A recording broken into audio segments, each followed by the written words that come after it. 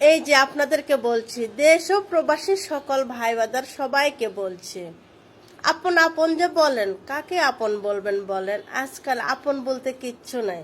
নিজের রক্তের সাথে বেমানি করে। কেন বললাম এই কথাটা? তাহলে শুনে নিন।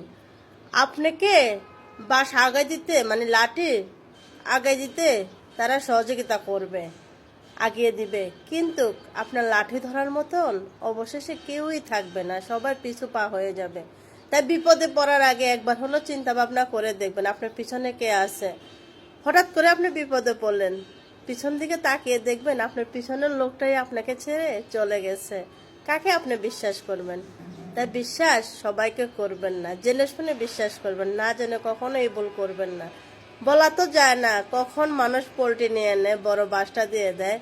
আমি আমার নিজের চোখে দেখা, বড় বাসটা আপন জনের দেয়, পর মানুষে কখনো বড় বাস দেয় না।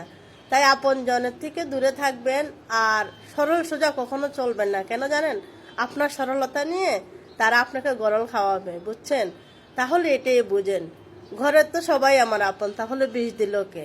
বুঝতে পেরেছেন? এটার অর্থ যদি জানা থাকে তাহলে অবশ্যই কমেন্ট করে বলবেন, ভিডিওটা শেয়ার করে দিবেন তাদেরকে যারা এ বিপদে পড়ে। বাঁশ দিয়ে দিবে সবাই, কিন্তু বাঁশ ধরার মতো কেউ থাকবে না। ধন্যবাদ সবাই।